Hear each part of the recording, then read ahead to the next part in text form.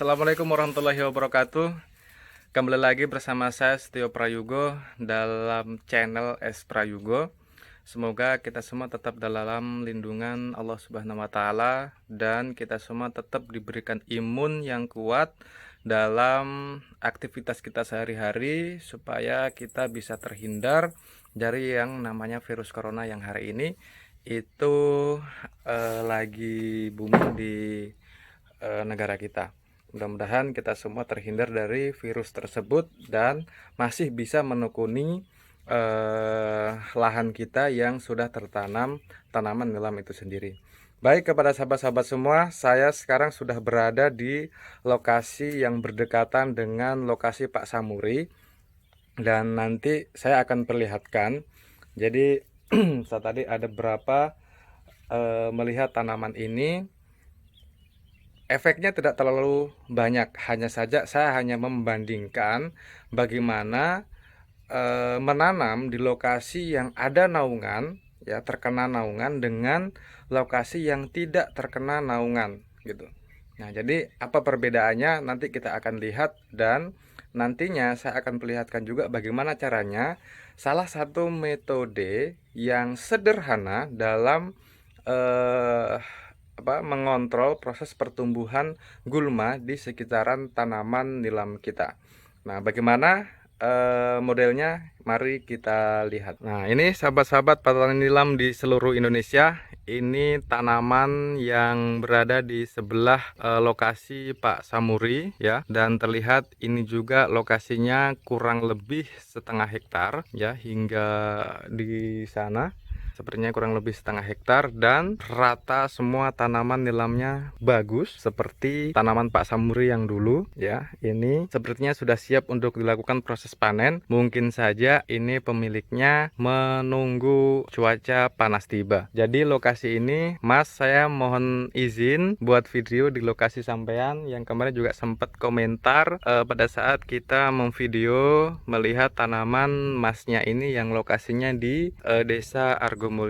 Mas, mohon izin Mas, jangan dimarah aku buat video di sini. Ini hanya kita berbagi informasi, sharing, dan tanaman Masnya ini sangat luar biasa sekali proses pertumbuhannya. Dan kembali ke topik awal, saya akan memperlihatkan bagaimana perbedaan antara tanaman yang terkena naungan dengan tanaman yang tidak terkena naungan. Nah, kita akan lihat tanaman yang tidak terkena naungan itu daunnya tidak lebar, ya, yang pertama, dan yang kedua model daunnya itu pasti tebal, ya, pasti tebal.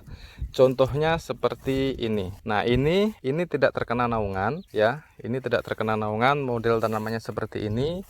Dan semuanya ini tidak terkena naungan. Yang model daunnya, ya, kita bisa lihat dari model daunnya itu tebal dan dia tidak lebar. Kemudian proses pertumbuhannya dia tidak menghijau tapi dia mulai menguning seperti ini, gitu. Nah, kita bisa lihat yang tidak terkena naungan itu menguning semua. Sebagian besar tanamannya itu menguning, ya. Apalagi yang ini sangat kuning sekali dan yakin itu minyaknya ya luar biasa sekali, gitu.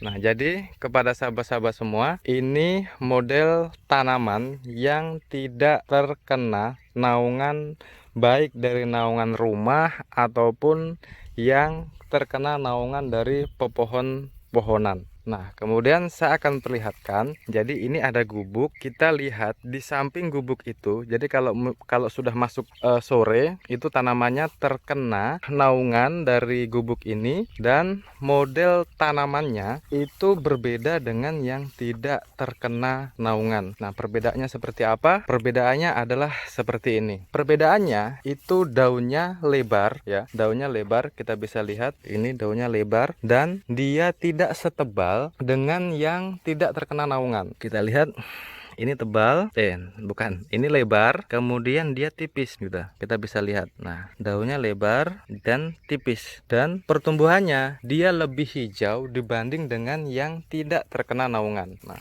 kita bisa lihat ini lebar semuanya, tetapi ini daunnya masih agak tebal, ya. Ini masih agak tebal, ini tebal-tebal. Tetapi yang pure kena naungan itu adalah ini. Kita bisa lihat ini. Nah, daunnya tipis. Nah, ini penyebabnya terkena naungan dari pondok yang di sini. Ini kalau sudah sore tentu dia tidak terkena sinar dari matahari itu sendiri, sehingga pertumbuhannya lebih subur ya, lebih tinggi dibanding dengan yang tidak terkena naungan apapun. Nah, ini juga terbukti di lokasi yang nanamnya itu di bawah pohon coklat, kemudian di bawah pohon kelapa, itu sama, pertumbuhannya juga sama. Daunnya pasti lebar dan daunnya pasti dia sedikit tipis. Tetapi kalau untuk kandungan minyaknya tetap ada kandungan minyaknya. Tetapi soal produksinya itu lebih maksimal yang tidak terkena naungan. Sehingga ini salah satu contoh ya yang bisa kita perhatikan untuk kita melakukan proses penanaman di lokasi kita masing-masing. Nah, tetapi ini kemarin kita sudah lihat tanaman ini pada saat masih umur kurang lebih 2 bulanan, dan sekarang ini sebenarnya sudah masuk sekitar 5 bulanan lebih dan sudah siap untuk dilakukan proses pemanenan. Nah, kita bisa lihat ini kurang lebih sekitar setengah hektar dan masuk dalam waktu panen. Nah, kita doakan mudah-mudahan masnya, pemilik lahan ini bisa mendapatkan harga yang bagus dan hasil produksi minyaknya juga itu bagus. Jadi ini informasi yang pertama soal perbedaan kita menanam di bawah naungan pohon, di bawah atau di samping pondok seperti tadi itu. Jadi itu bisa menjadi pengalaman buat kita dalam menanam nilam. Nah, kemudian yang kedua tentu kita untuk mengendalikan rumput atau mengendalikan gulma di sekitaran tanaman nilam kita, itu pekerjaan yang paling ekstra ketika tanaman nilam kita berumur 2-3 bulan. Pasca kalau sudah 3 bulan ke atas, maka kita sudah tidak bingung lagi untuk mengendalikan rumput yang ada di sekitaran tanaman nilam kita. Nah, bagaimana caranya untuk mengendalikan rumput pada saat tanaman nilam kita berumur 1 bulan ya, dari 0 sampai berumur 3 bulan. Nah, jadi langkah yang sangat efektif dilakukan itu seperti